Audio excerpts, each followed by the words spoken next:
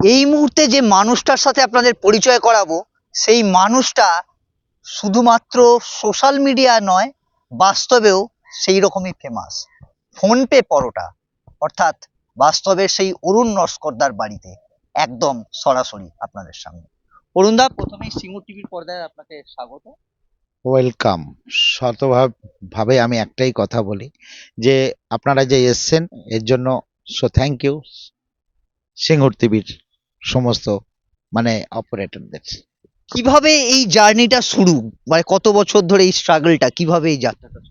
আমার যাত্রা তো 27 বছর ধরে চলছে, তার মধ্যে 22, 23, 24 বছর পরটাই চলছে। তার আগে আমার বহুতভাবে স্ট্রাগল ছিল, যেটা হচ্ছে আমি দিল্লিতে গেছিলাম কোনো এক কোম্পানির কাজ করতে, সেখানেও অনেক কিছু প্রবলেম ফেস করেছি। মুম্বাইয়ে গেছিলাম, সেখানেও প্রবলেম ফেস করেছি।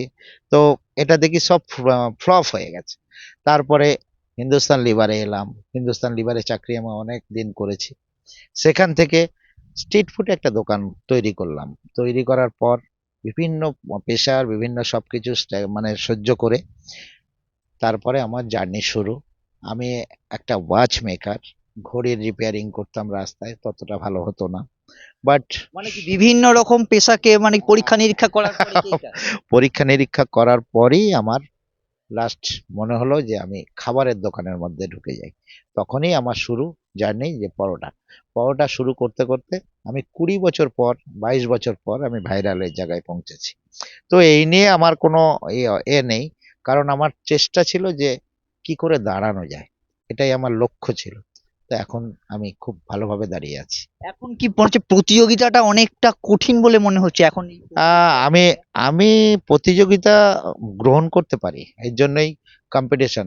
মানে কি বলবো, যে হিন্দুস্তান লিভারে ছিলাম, এটা কিন্তু টার্গেট মেনটেন করতাম, প্রতিযোগিতা সবার উপরে কি করে থাকা যায়, টার্গেটটা কি করে ফুলফিল আপ করতে হয়।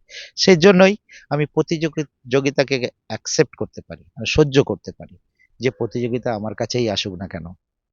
এই যে দেখা যায় বিভিন্ন সময় বিভিন্ন ব্লগাররা সেই ভোরবেলা থেকে কখনো বাড়িতে পৌঁছে যাচ্ছে, কখনো দোকানে একদম কাছাকাছি পৌঁছেছে, সেই সময় যে অসুবিধাগুলো বা সুবিধা সেগুলো কি বলবো? না, আমার কোনো অসুবিধা হয় না। Always welcome to content creator. আমি তাদেরকে স্যালুট জানাই, তাদের জন্যই আমার এই জায়গা আজকে। তাদেরকে আমি সবসময় যতটা পারি টাইম দেওয়ার চেষ্টা করি। মানে কখন কোন সময় থেকে জার্নিটা শুরু, মানে সকাল থেকে বা রাত্রির থেকে কোন অবস্থা? সকাল থেকে আমি তো 5টা, 5:30 থেকে 6টার মধ্যে দোকানে ইন করি। দোকানে 6টা পর্যন্ত থাকি। এখন তো 12টার বেশি আমি থাকি না দোকানে, কারণ আগে আমি থাকতাম 5টা পর্যন্ত। এখন 6টা থেকে বিকাল 5টা পর্যন্ত আমার দোকান খোলা, বাট আমার ওয়াইফ আমাকে হেল্প করে। এই যে এতগুলো তোমার ভিডিও ভাইরাল হয়েছে বা এতগুলো ভিডিও ভিউ বা এইসব নিয়ে তুমি যেভাবে দেখছো যে কখনো কখনো কোনোটায় কম হয়, ভিউ বেশি কম, সেইটা নিয়ে কি বলবে? না, ভিউ বেশি কম নিয়ে এটা আমার হাতের মধ্যে নেই, কারণ ভিডিও যখন ছাড়া হয়, তারপরে যখন ভিউটা হয় তখন আনন্দ মনে হয়। যখন ভিউটা কম থাকে, সব কন্টেন্ট ক্রিয়েটারই, যে ভিউজ যখন হালকা হয়ে যায় তখন ওর মনটা একটু ও নড়চড় করে, যে কি করে কি করা যায়, কি করে কি করা যায়, এটাকে ভালো ভিডিও করে এই হয়েছে, এবার আমি কন্ট্রোভার্সি ভিডিও করব, করে দেখা যায় কন্ট্রোভার্সি ভিডিওতে ও জ্ঞান করে গেল, তখন ও কন্ট্রোভার্সি শুরু করে। তার জন্য আমি বলেছি, অনেক দিন তো হলো, অনেক কিছু হলো, 7,085খানা বা 585খানা ভিডিও চলছে, তাদের মধ্যে আমি বলেছি, আমি বাছাই করেছি কিছু কন্টেন্ট ক্রিয়েটারকে। কন্টেন্ট ক্রিয়েটার এই হচ্ছে, কিছু ভালো জন আছে, কিছু আবার কন্ট্রোভার্সি করার জন্য ছাবড়ি ব্লগার হয়ে যায়। এই জন্য আমি আমার দোকানে অনেক ভিডিওতে বলেছি, ছাবড়ি ব্লগার নট অ্যালাউ। এই যে দেখা যাচ্ছে দাদা, তুমি কি শুধুমাত্র এই ব্লগার, মানে এই যে ব্লগ বলবে পরোটার উপরেই নির্ভরশীল, না আরো অন্য কোনো না, ব্যবসা? ব্যবসা তো অবশ্যই আছে, আমার সাউন্ড অ্যান্ড লাইট। পাওয়াটাতে নির্ভরশীল হওয়া সম্ভব নয়, কারণ আমার এখানে 4জন লেবার কাজ করে। 4টে লেবারের পয়সা তুলতেই আমার পাওয়াটা যা হয়, হিমশিম খেতে হয়।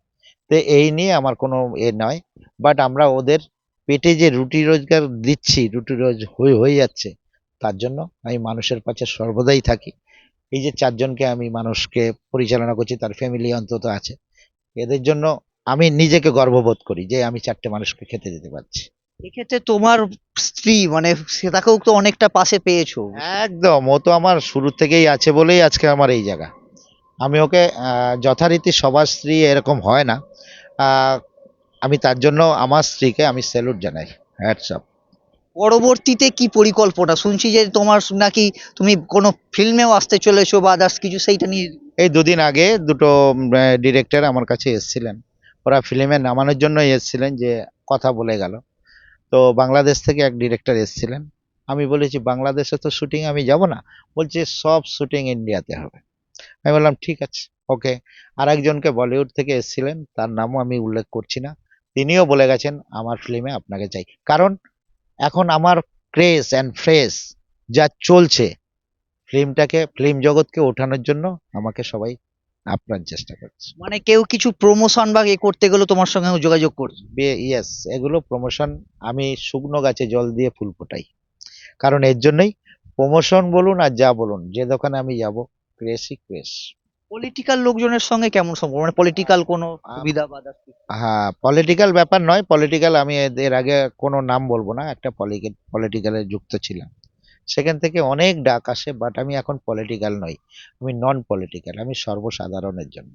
মানে ভবিষ্যতে যদি কোনো ডাক বা কোনো কিছু আসে, তুমি মানে এমনি পাশে থাকবে, মানে যোগদান করবে না, কোনোভাবেই যোগদান হবে না, কোনোভাবেই যদি ডাক, মানে কোনোভাবে কি, এখন ডাকতেই আছে, বাট আমি বলেছি না, আমি মানুষের আশীর্বাদে রয়েছি, ভালোবাসায় রয়েছি, সেটুকুই থাকতে যেন পারি সারা জীবন, এটাই আমার পাওনা।